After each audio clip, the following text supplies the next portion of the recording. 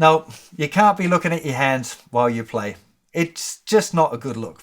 Justin here. Today we're talking about how to play without looking at your hands, because it's actually a much bigger deal than you might think. For a start, if somebody's watching you play and you're staring at your hands, it kind of gives this air that you're not confident, that you don't really know what you're doing. And if they're not feeling confident in what you're doing, they're going to be kind of thinking you're beginnery and they won't respect your music as much. Also puts your throat in a terrible position. If you want to sing and you're like this, your throat's all cramped up, you're not going to sing well. So if you're somebody who wants to sing and play, you can't be looking at your hands at all. Like a quick glance here and there is not too bad, but this staring between the two hands, that just ain't going to work. That's not on the cards. You just can't do it. I'm going to start by giving you 10 reasons why it's really important that you learn not to look at your hands right now. And then I'm going to give you 2 exercises. It's a pair of exercises that work together, which will help you bust the habit and mean that you never have to look at your hands again. When you stare at your hands, you give a whole heap of information to your brain that it's going to have to process and figure out what to do with. It gets you really into a thinking mode. And all of that processing power would be much better spent on other things, like getting lost in the music. Why do you want to be thinking and putting all your attention into finger positions and stuff? Playing for real is deeper than that. It's about getting lost in it, into feeling it, trying to find what's going on emotionally with the song, your connection with the music. That's a really, really big deal. And if you're in this mode of thinking about stuff and processing, it's just wasted energy that you don't need to be doing when you could just be absorbed, thinking about what's going on, feeling it, really feeling it. And that won't happen while you're staring at your hands. Also, that processing power could be better spent on listening to other musicians. Because again, if you're so intently focused on what you're doing, you've probably not got the spare processing to be listening to the world around you, to listening to what other musicians are trying to communicate with you. Okay, that's a really, really important part of growing as a musician, is this listening to the whole, not just listening to yourself. And I think staring at your hands tends to put you in that little zone of really focusing on you and forgetting about the holistic approach. The other thing that you might need that extra processing for is your attention on tricky passages. Now, it might be that you need to look at your hands sometimes for those hard parts, but most of the hard parts are more rhythmic or trying to connect with it or remembering the form of the song. Those kind of tricky things will need that extra processing, and they don't require looking at your hands. Okay, sometimes you will have to look at your hands, particularly if you're doing like massive jumps around the neck, and that's okay. The thing that I'm recommending that you don't do is be relying on staring at your hands all the time when you play, because I don't think it puts your attention and your energy in the right place.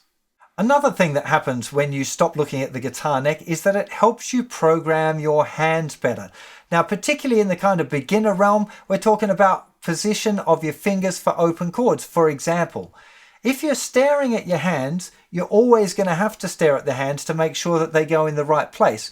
But as soon as you stop staring at your hands at all, you'll find that your fingers will find the right place. It's something I mentioned already in my beginner's courses about feeling the frets. So if I'm doing a C chord, there's a subconscious part of my first finger that is feeling where the fret is to make sure that my first finger is right up next to the fret but not over it. If I was always staring at it, then I'd be relying on that visual information and have to react to it. I'd be looking at my first finger, thinking about where the first finger is, then moving the first finger up. Whereas if I cut that off and I'm not staring at it, I have to program it a different way, which is a much better way, and that is the fingers finding their way to the correct position. It's a really big deal. It's exactly the same with a picking hand. Okay, if you're doing with your picking hand, you're always relying on staring at your pick to try and help it get the right strings. That's really going to hinder your progress. You can't be looking at the strings that you're trying to pick. You have to develop eyes in your hand so that you naturally pick the right strings. And it might seem incredibly difficult the first few times you do it, but it isn't. It just takes this little leap of confidence, something we're going to talk about more when we go into the specific exercises. The other thing that happens with the programming is that you start to develop a much better mental map of the fretboard when you're not staring at it all the time. You'll start to see, like, as you get into learning different scale positions, for example, you start to be able to build a map in your mind of what it looks like going from one to the other, or one chord shape to another chord shape. you develop this kind of mental map of the fretboard, which doesn't develop as quickly while you're staring at the neck. I promise you, this is a really big deal. The more you practice not looking at your hands, the better they'll get, to the point where every time you learn new things, you won't have to stare at it. It's a little bit like, say, touch typing.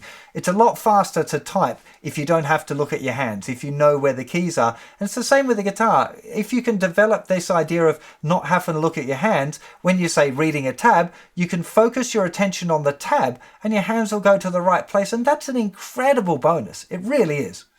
Another thing that you'll find is that you panic a lot less, particularly about chord changes for beginners.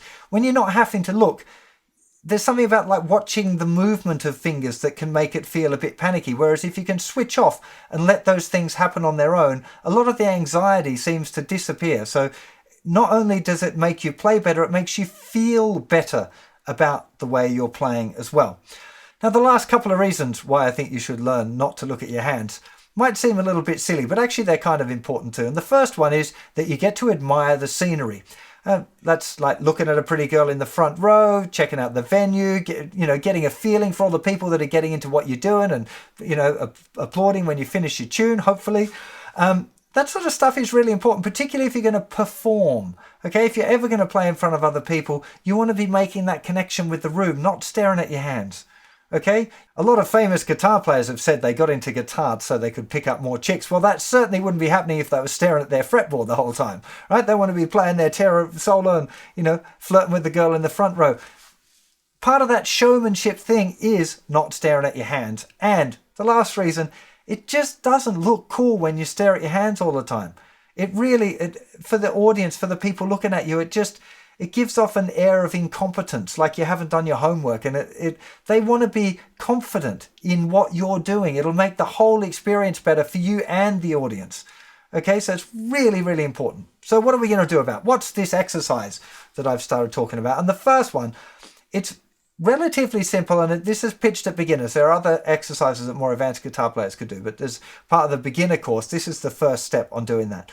And that is taking a simple chord progression, let's say G, C, D, C, for example.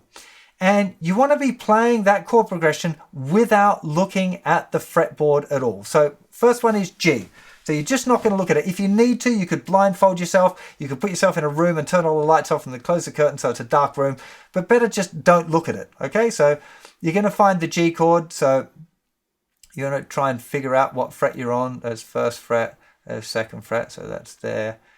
And then you want to try and get all of the fingers in exactly the right place. And spend a little bit of time here. So you're trying to feel the fret with the fingers, trying to make sure they're in exactly the right place, that you're feeling the right string. So like if you're muting a string, you might feel it underneath, like my first finger, if it's touching the fourth string, it'll be muting it. It won't be ringing out properly. So I'm trying to feel all of the strings. There's not a hurry here. This isn't a speed exercise. This is like, is this exactly right? And then only when you feel like everything's in exactly the right position, you want to look at it and go, yep, that's good. Okay, now next chord was C. So probably if you've done enough 1 minute changes, you'll get to the basic shape, okay?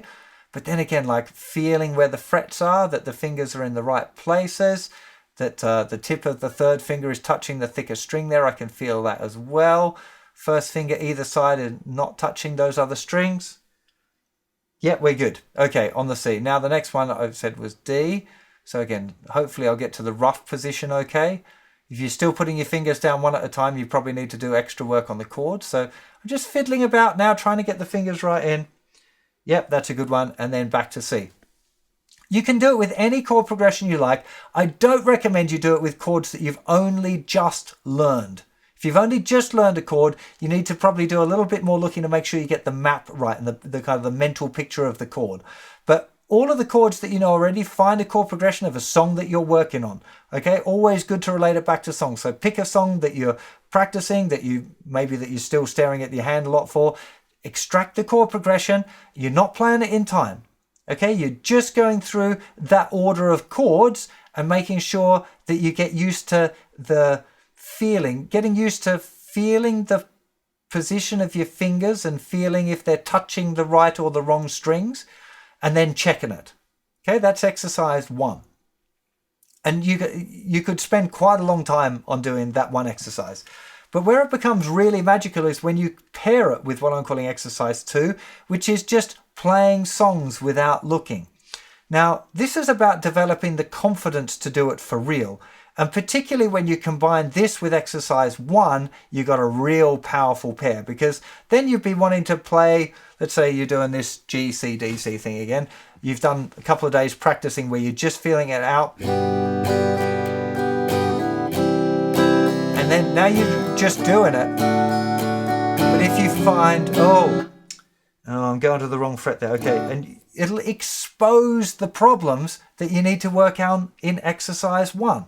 So it's about developing the confidence as you get better at it, but also exposing the problems that you need to practice more in exercise 1. If there's a particular chord change that you're always getting wrong, or you're muting a particular string, or there's whatever the problem is, it could be more advanced things like playing scales and arpeggios, and there's always a note that is a bit buzzy or that kind of thing. It's exposing the problem, which you then put back into exercise 1, which is super slow, careful practice, really developing the awareness, your overall awareness of your hand, particularly to where the strings, where the fingers are on the strings. So feeling out for where the frets are and feeling if your fingers are touching other strings. Okay, this is it's such a big deal, this idea. And this pairing of exercises is the best way to develop it that I've found so far. Okay, so exercise 1, slow, careful practice, making sure that everything is right and checking it. Because what you don't want to be doing is practicing it like this and going C, G, D, C, and thinking that you're getting it right, but you're actually getting it wrong, because then you're training the wrong stuff. You're programming in the wrong things. Remember, practice doesn't make perfect. Practice makes permanent. So practice perfectly.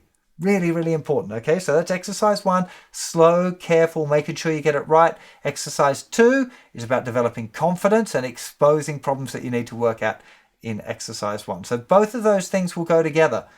Probably what you'll find is that in exercise 2, you'll have more songs that you can play through, and you're just looking for things that are not quite right, things that you don't feel confident with, that you can then put into exercise 1. And this is a long-term exercise.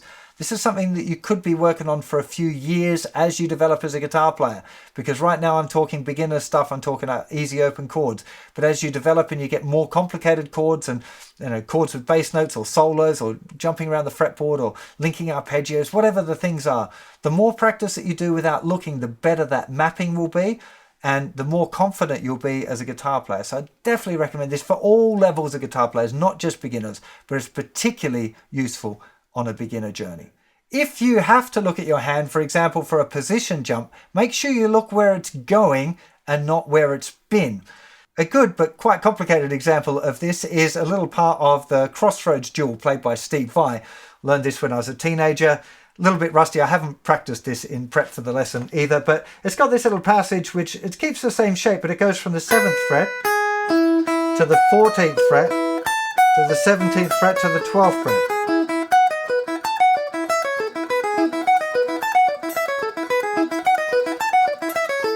Now, I don't think I'd be able to do that without looking. I mean, actually, I haven't tried it.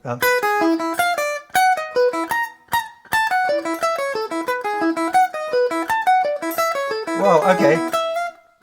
I did it better than I thought. Hang on.